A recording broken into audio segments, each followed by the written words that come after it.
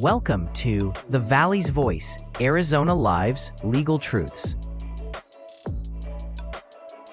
Hello and welcome to The Valley's Voice, Arizona Lives and Legal Truths. I'm your host, Travis Meltzer, founder and managing attorney at Valley Injury Law. Today we're talking storytelling, community, and Arizona pride with the stylish and incomparable Nadine Bubeck. Former TV news anchor turned media entrepreneur and the owner-publisher of Paradise Valley City Lifestyle. Nadine, thank you so much for being here with us. Thank you, Travis. What a lovely introduction. I appreciate that. Yeah, we'll see, because I know you're more used to being in my seat than... Right, and I think it's harder being in the seat I'm in today. Yeah, we'll see. I mean, I'll keep it with an easy one to the beginning here. So really, your life, your professional avenues have gone from, news anchor and almost most importantly, mom. And now, you are with the Paradise Valley City Lifestyle magazine. Tell me a moment that you knew storytelling would really be your lane that you would like to stay in for your professional life. Well, I like that you call it storytelling because at the end of the day, that is my passion, Travis. I was telling this story the other day when I was in, it must have been elementary school. And they always say, what do you want to be when you grow up? What do you want to be when you grow up? Yeah. And I do believe in manifestation, and we had to write it down. And I did write. I wanted to be Katie Couric at the time. And I wanted to MC the Thanksgiving Day parade. These were the things I wanted to do. And I wanted to work at a fashion magazine.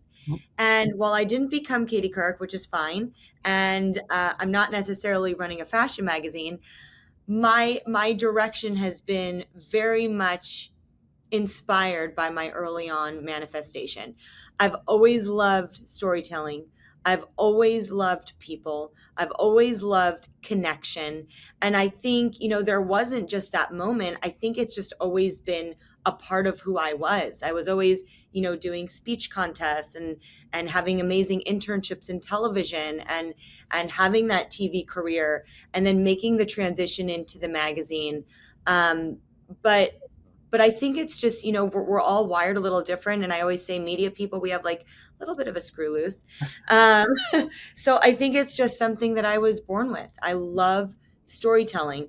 And you really hit it where it's true for me, that it's not that I love TV or I love publishing. I love the stories that we're able to tell. No, I agree. And I think that's where I think that differentiates you from a lot of those local magazines that you see all over the place, nationally, locally, where you have really focused on the people behind the story as opposed to just the face, candidly. And so I've really appreciated that, being a partner of your magazine. The question really is why? Why buy or build a local magazine? And kind of what problem did you want to solve for our lovely city? That's a good question. I don't think there's a problem involved, but, dating back, I spent 10 years on air as a news anchor between San Diego and Phoenix.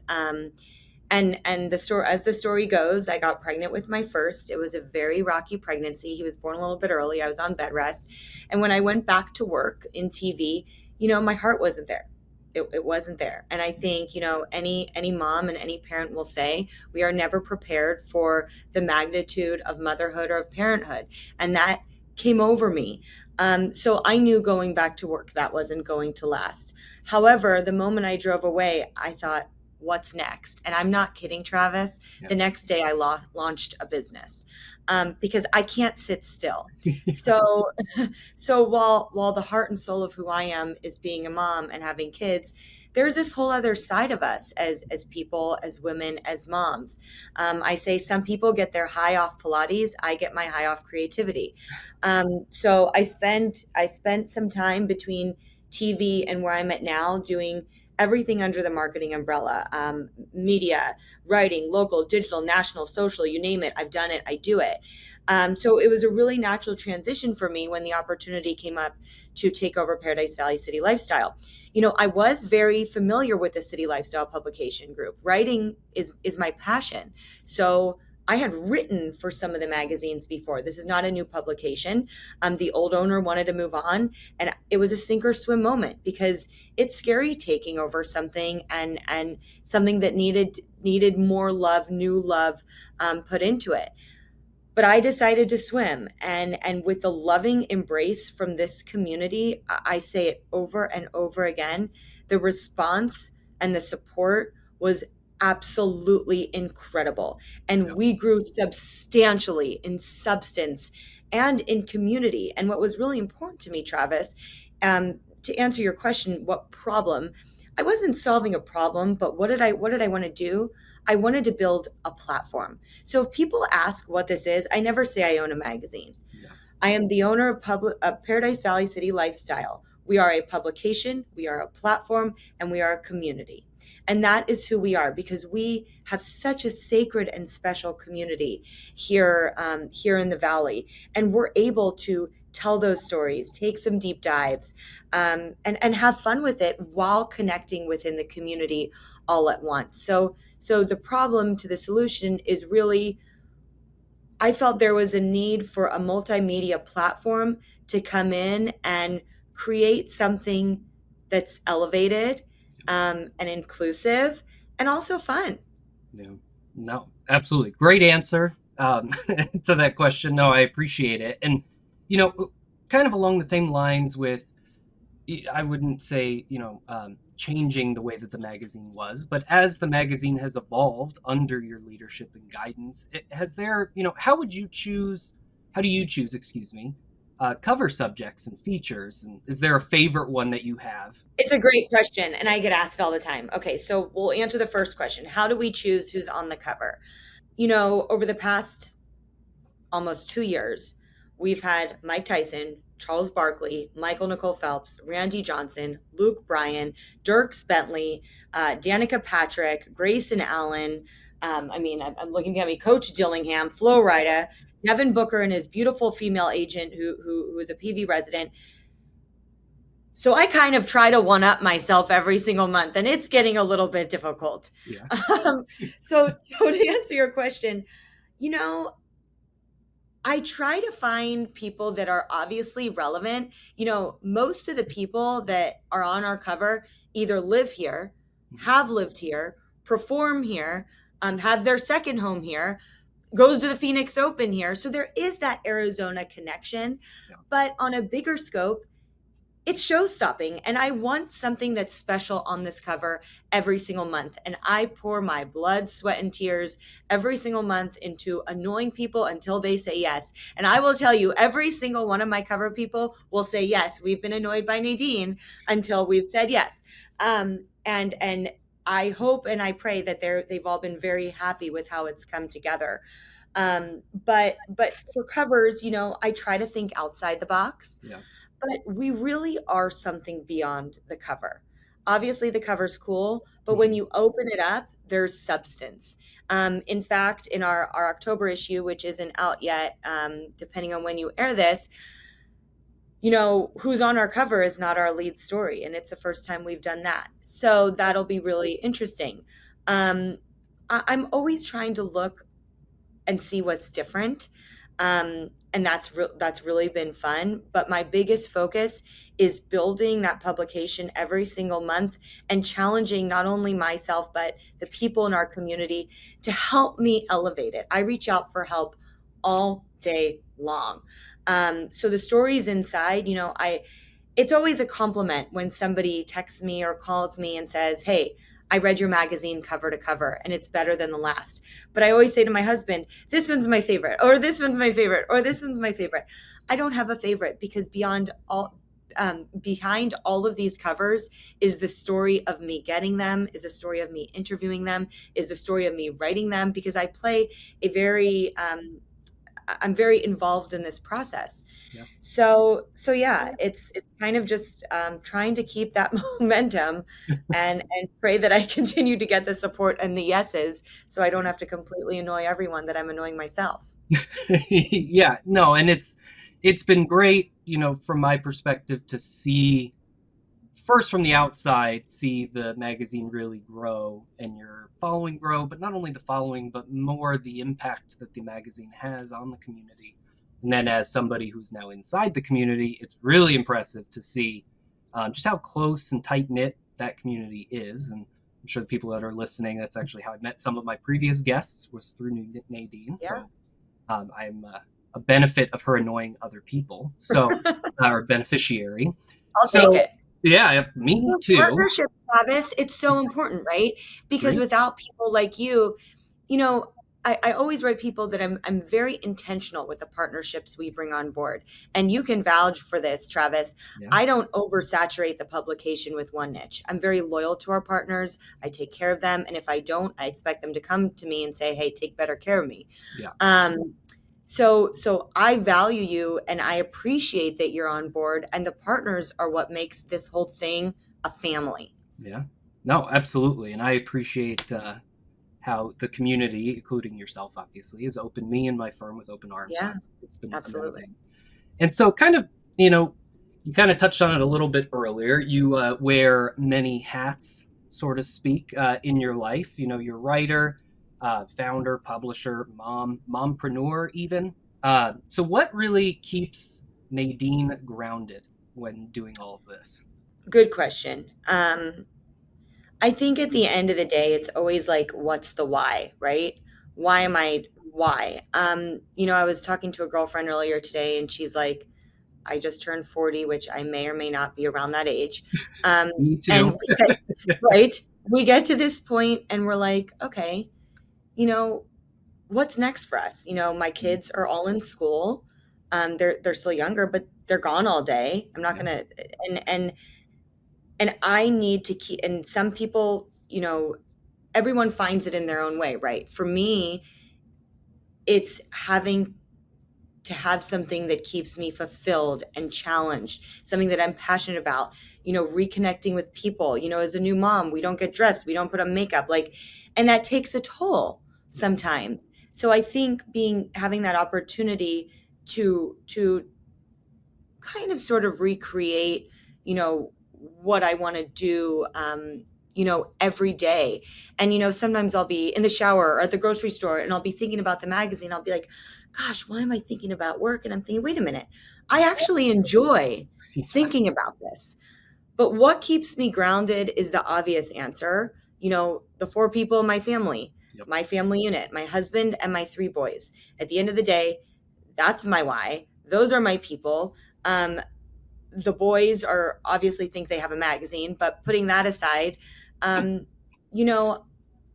want to show them that mom can work, that mom can get creative, that they could be a part of it. I want to challenge them to think outside the box and have an entrepreneurial spirit. I think now more than ever, we need to encourage our younger generation to be a little bit more creative. And in January, I haven't announced this yet, we're going to be launching an initiative to really get Valley youth involved in the publication. And I'm really excited for that. And I don't think it's really been done anywhere. So that'll be launching in January. But putting that aside, it's those quiet times with my kids where I put the phone down, that they know I'm giving them undivided attention. It's when they ask me, my middle son asked me to have a catch. My oldest son has been moving me into my office and he's like organizing my whole life. But it's spending time with my children, because at the end of the day, the years are long. What do we say? The days are long, but the years are short. Yep. And my number one is being mom, and always will be. I told the boys I will not miss a game. I will not miss a recital. I will not miss an event. For them, and I do not. And I stand very firm to that. No, that's incredible. And I think you nailed it on the head. A lot of people that go off on their own, entrepreneurs or whatever they might do for themselves, it's really that control of your own time. And it's a beautiful thing to have. And that's why I started, many reasons why I started this firm too. And it's because I want to. You have a baby. Yeah, I have a few of them. So, yeah, no, exactly. So, no, I completely agree. And I love that answer. And now, so change the pace a little bit. So we'll do the quick fire here. Oh, I hate quick fire. Well, and it's funny because I always ask people quick fire, and it's so fun to ask them, but I'm not good at answering them. But go for they're it. fun. Well, good news. Don't there's ask no wrong my answer. favorite song. Okay, but try me. Okay, go. We'll do local. So it's just I like local. on the spot. Okay, So that's fun. Where's your favorite place for a coffee meeting? Okay, so first of all, I don't drink coffee, and this is a little fun fact. I woke up for 4 years working the morning show, so I don't know if you know that. The the show started at 5. We had to be there around 4. Sometimes I'd be a little bit late because I was waking up really early. Yeah. I don't drink coffee. I'm not a coffee drinker. Sometimes I'll have tea. So if I'm going to have a coffee meeting, I will not be drinking coffee. But I would say now, Travis, I moved into this beautiful new office. And I would say I'd much rather host someone for coffee here. We're creating a really nice space. You can't see much behind me yet, but it's a work in progress. We're going to have a little pop-up studio. When you walk into this space that we have, which is small but lovely, it's a couch. I don't want people sitting in a stuffy chair. There's a TV and I'm really trying to create a space where people can come and feel comfortable and invited. So, I've done a lot of coffee meetings at places like Lucy's, but I'd really like to transfer now to making it more of, something that we do at my office because it's our space. I want people to understand what the space that we've created is, and a little bit of reflection of who we are, not only as a publication, but as myself. No, absolutely. No, I love it. And how about hidden gem nonprofit here in town? I cannot name one. In fact, in our November issue, I'm actually doing that story because there's a lot of big nonprofits. I mean, Child Help, I emceed last year. That was the most beautiful opportunity that I was able to do. I emceed the Child Help fashion show. This morning I was running late because I was at the Heartball luncheon. K2, my son volunteers for them every year. But in our November issue, we are spotlighting nonprofits that maybe aren't as big and as prominent. And I think that's really important for people to know. There's the big ones here and they do a phenomenal job and we support them all. But please read our November issue because there's some smaller ones that I feel like people will really resonate with. What else was I going to say? There was another thing that I wanted. And in April, I'm seeing the Alzheimer's Gala. So I really value supporting the community in any way, shape, or form. The Pierce Family Foundation, they just is advertising their event in October. So what I say is I will not join a board and I will not chair an event because that is not my strong suit. But we as a publication will always support. We will always promote. We will always, if you wanted to be one of our partners, I will do anything to get you where you want to be in this publication and platform because it is the nonprofits that keep our community alive and really instill in our youth the passion and the power to pay it forward. Yeah. No, completely agree. I couldn't have said it better. And yeah, I mean, you're right. There's the big ones that everybody knows, but what people don't realize is there are thousands of nonprofits that do incredible work. So I'll do one more since this is your favorite. What is a new restaurant everyone should try here in town? Well, this is going to be a loaded answer. I know you like quick answers, but I'm not going to give them. I am so grateful for the incredible support from our local chefs. I mean, Chef Bo McMillan at Kala has hosted our events. Chef Joey at the Italiano has hosted our events. We've partied at the rooftop at Dominic's. We're doing something really exciting coming up at Sanctuary Jade Bar. I have such great support here in the community from amazing restaurants and chefs. I could never, ever choose just one. I'm just so grateful when I'm able to experience them. I just got to sit down at Catch the other night. I know this will air after, but before it officially opened, it's so great seeing new restaurants come here. Instead of telling you my restaurants, I will pay this answer to the chefs that really keep our valley alive and thriving and fed and happy. I mean, I am so grateful for the chef support. In fact, I love all our chefs so much that every month, do you remember when you were a kid, you'd play that game 21 Questions? Yep. Okay, good. I'm glad that I'm not the only one. Every single month in our issue, we have a 21 questions with an esteemed Valley chef. And this article is every single month. I have chefs lined up because they're reaching out saying we want to be included, and it's just a fun 21 questions about their background, their favorite food, what they hate to cook with, what's overrated, where they grew up. It's just a total array of 21 questions because I love supporting our local chefs because I love to go out to eat. The global, there's so many. Oh, me too. No, I know. It's a completely loaded question. I think that's arguably the hardest question I could probably ask. It is. Given Phoenix it's a hidden gem, I feel like, but it is a food hub. It is a food hub. And most of our foodies here are like affiliated with the Food Network. Yeah. And they're very active on social media.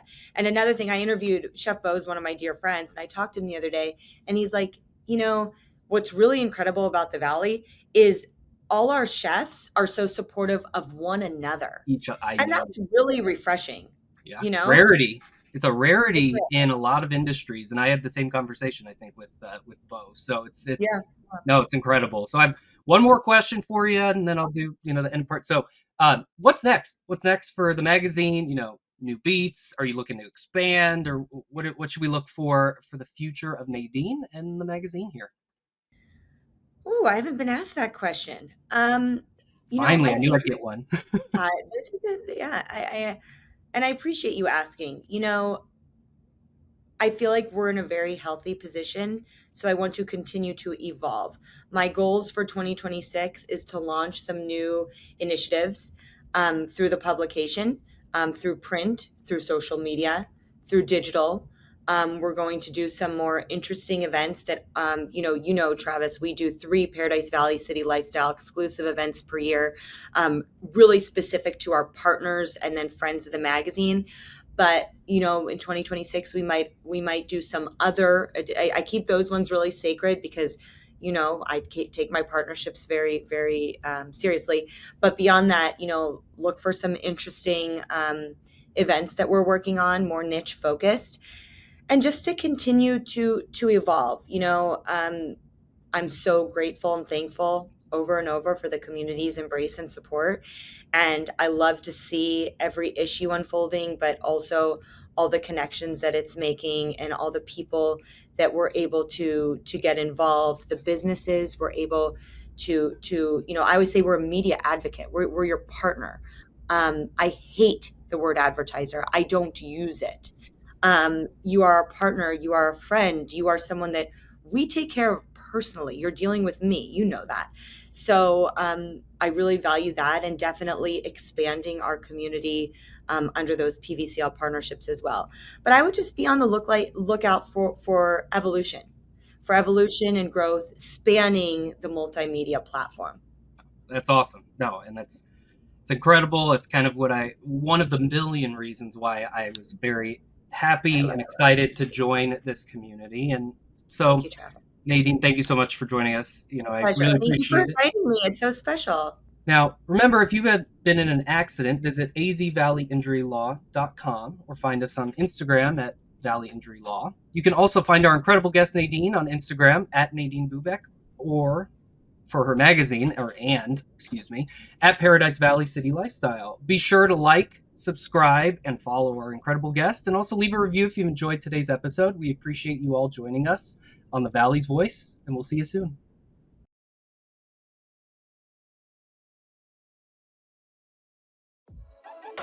Thanks for watching. Be sure to hit that like and subscribe button and leave us a review in the comments.